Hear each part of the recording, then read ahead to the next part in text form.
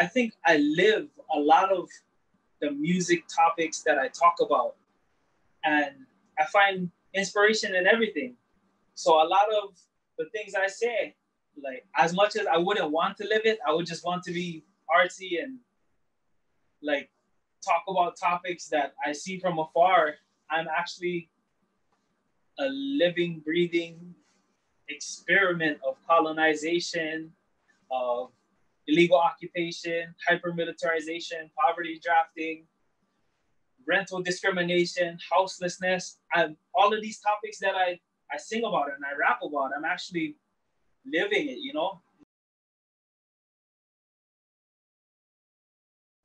Well, my dad saw this super beautiful Hawaiian girl, made a child, and inside of that Hawaiian girl's mo'okuauhao, her genealogy, her DNA, is a long line of people who was banging ipu hekes and shaking ili ilis and busting olis. And my dad's family is a bunch of like rock musicians, and their DNA just infused and made a little monster, and an ogre-like creature, aka myself. So my cousins would Connie Kapila, and we'd be just chilling at the bus stop and singing songs. And sometimes they just left spaces in between of the song, in between songs, just like breakbeats of hip hop. And I just started rhyming over it, and it kind of worked. And I kind of got addicted to it and had fun with it.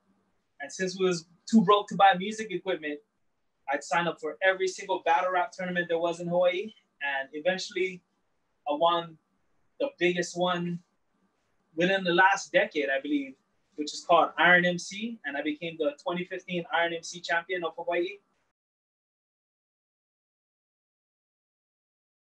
Conscious Tupac, you know? Some say the blacker the berry, the sweeter the juice. I say the darker the flesh and the deeper the roots. I give a holler to my sister's on welfare. Tupac cares when don't nobody else care. And like I was like, whoa, Tupac is talking about my life. I'm this little brown ghetto mo kid. And you know, my mom raising 12 hard-head kids on her own on top of EBT, making the best out of the hand that she was dealt.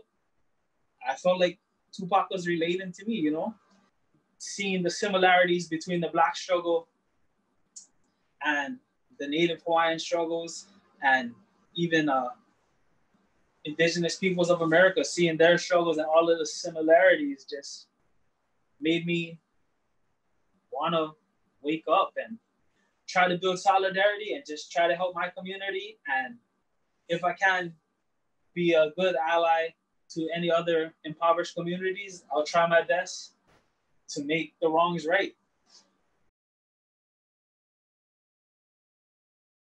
When I'm overcome with emotion, whether it be anger, sadness, heartache, joy, I just put the pen to the pad and it just comes out. But it wasn't always that way. I was not a writer. I used to just freestyle, and me and my brother Rucka the Magnificent kind of would just go, turn the mic on, turn the instrumental on, and just da da da da da, just rap, and it would come out in song formation, which did not always lead to the best art, but I feel like the feeling behind the freestyles was there. But there was a time where I wanted to challenge myself to make more polished art. So that was how I started writing. I'm such a madman. I can write, like, if I was rushing, I could write like 5 songs in a day. If I'm feeling calm, I'll write 1 song a day. But if I'm super like emotional and charged up about something, it'll just come out. On 2 days, January 15th of 2019 and January 17th of 2019 was the first couple of days of the arrest on Mauna Kea. And I was just so pissed. Like, even though we kind of stopped them for that first major day, I sat on a stone on Mauna Kea with just this notebook and my phone, and I was making beats on the spot on GarageBand, and I wrote like 5 songs just sitting on a rock, just super, I don't know, livid and heartbroken. Yeah, music just comes to me like that.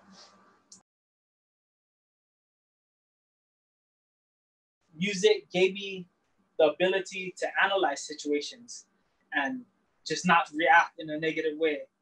Kind of, I put all this pain and negative, I guess, perception of what's going on into songs and just lay everything into rhyme and on the page. And even I get to record it, then listen to the verse and reflect. And also, yeah, it helps me relate to my community. I can't explain it. Just meeting these members of my community who kind of want better for Hawaiians. I feel like their stories kind of just all the little, how would I say it, snippets and tidbits and sound bites that they feed to me just from our little conversations kind of make their way into my music as well. And I feel blessed that whether they like it or not, I hope they like it, they become a part of my music and they kind of provide the foundation and the fuel for me as a creator, just everybody. When I was on Mauna Kea in 2019, I seen all the little kids just like running to the road and just busting out, hey, Allah, and getting into all of the protocol. And that just kind of, you know, made my heart warm like the Grinch on Christmas morning. And just seeing the full paradigm shift of Native Hawaiian kids from my community and communities like my community starting to embrace the culture more.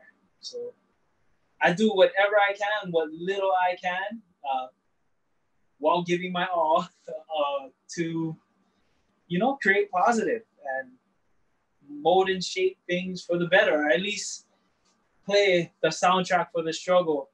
Whatever I can do with my little salsa dancing self, I will do it. I think I would want my music to, I guess, help people endure whatever they're going through positively, cope positively, and relate to the things that I have to say. You know, I don't know what my music will do, but like just seeing kids in like random homesteads. Like one day I was driving in Waimea on the Big Island and I saw this super lifted truck and it was bumping my music and I was like, how did my music get out here on this island that is way far away from my island? I feel like my community and communities like mine is marginalized in academia, in UH and all that. And I kind of, a part of me takes it personal because it hurts. It's like to hear other people not from my community speaking for my community and saying things about my community, which like I kind of don't agree with. And I feel like those people don't live the struggles of my community.